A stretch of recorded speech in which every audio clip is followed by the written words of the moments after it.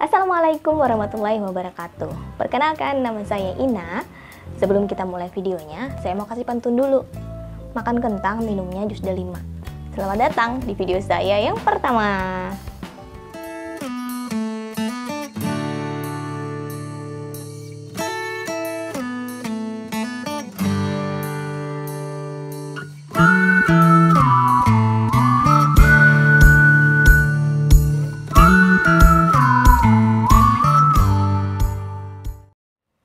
Tujuan awal saya membuat video ini adalah untuk sharing kepada teman-teman kebiasaan-kebiasaan kecil yang ternyata membuahkan banyak kebaikan dan membawa banyak manfaat. Terutama di saya itu bermanfaat banget untuk kesehatan mental dan juga ternyata di finansial. Jadi sayang banget kalau saya simpan semuanya itu sendiri. Jadi mau saya bagi tapi dikit-dikit dulu, nggak langsung semuanya biar nggak kaget. Kenapa kaget? Karena dulu awal-awal itu teman-teman saya banyak yang sempat skeptis dan langsung menganggap saya adalah orang yang anti plastik gitu, kayak langsung berubah drastis gitu. Padahal saya maunya nggak kayak gitu mereka nanggepinnya, jadi kayak nggak enak gitu. Jadi kita ubahlah approach-nya, jadi saya buatin video tapi dengan penyampaian yang beda dan lebih sedikit demi sedikit lah.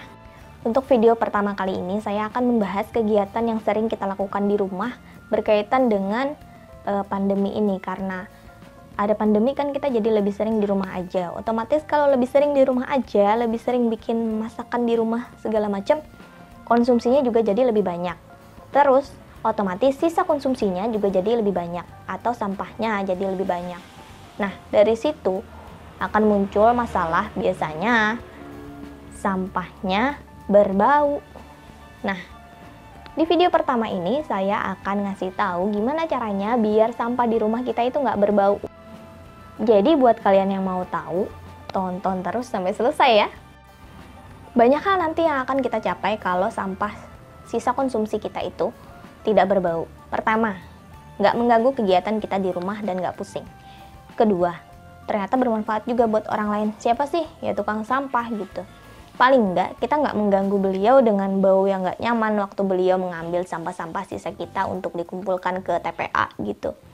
Jadi sedikit banyak kita juga meringankan beban bapak itu.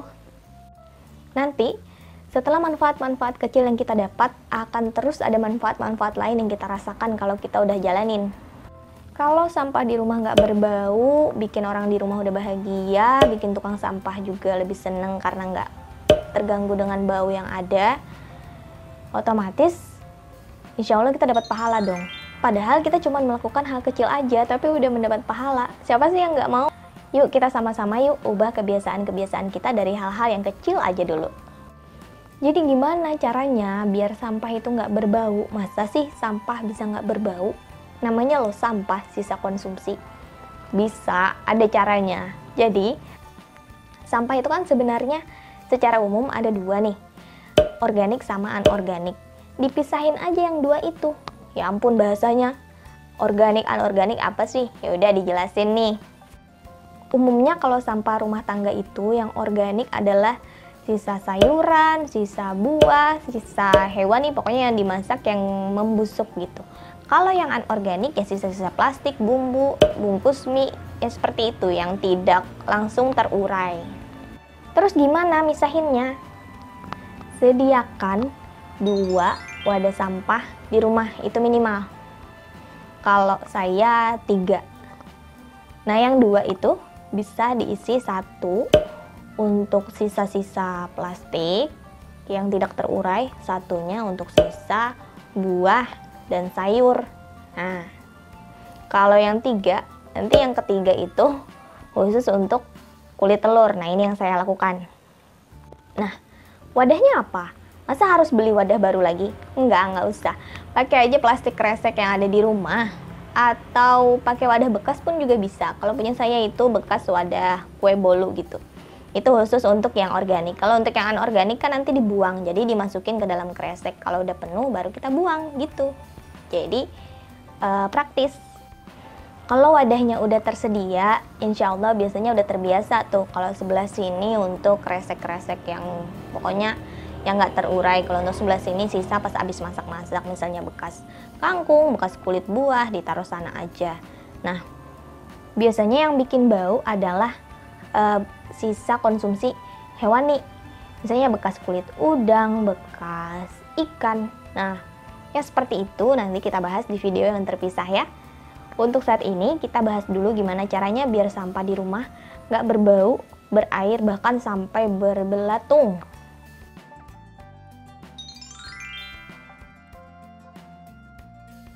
Ini saya tunjukin contoh tempat sampah yang di rumah saya ya. Ini pakai kresek sama mika tempat bekas kue bolu gitu. Yang ini untuk sampah yang organik, itu ada kulit pisang, kulit pepaya, mangga, ada banyak bekas sayur segala macam. Ini harusnya udah dibuang nih, udah masukin komposter. Kalau saya masukin komposter. Nah, itu ada kulit telur di sini, ada juga kulit telur juga, udah banyak banget. Terus yang ini, nah yang ini yang organik, itu ada bungkus bumbu, ada kertas nasi gitu, ini bekas wafer. Nah, kalau kadang juga kalau ada bungkus kayak gini yang sekiranya bersih, kita pisahin sendiri, nggak langsung dibuang juga. Entah mungkin nanti kalau ada hidayahnya bisa dibikin kerajinan atau apalah gitu ya, semoga. Jadi gitu ya, tuh untuk yang organik. Ini yang anorganik. Jadi kalau udah penuh, ya udah ini dibuang aja gitu. Kalau memang masih ingin memanfaatkan, disimpan dulu seperti ini, dipisahkan sendiri. Gitu. Tapi kalau di sini dimasukin sampah makanan basi atau kulit ikan udang, nah itu bisa jadi bau. Kalau ini cuma sebatas kulit buah sama sayur. Kalau saya untuk sampah seperti yang sisa hewani gitu ya, saya langsung buang aja ke belakang karena ada ayam tetangga yang makanin. Gitu sih simpelnya. Cuma nanti emang ada cara tersendiri juga kalau yang nggak ada ayam di sekitar rumahnya, nanti kita bahas di video selanjutnya ya. Nanti kebiasaan kita untuk memisahkan sampah di rumah ini akan jadi hal yang baik untuk latihan, biar nanti nggak kaget lagi kalau ke kota-kota besar. Biasanya, apalagi kalau ke luar negeri, kalau di kota besar tuh saya lihat mereka membagi tempat sampah tuh ada yang sampai 3 gitu lah, ada yang macam-macam lah.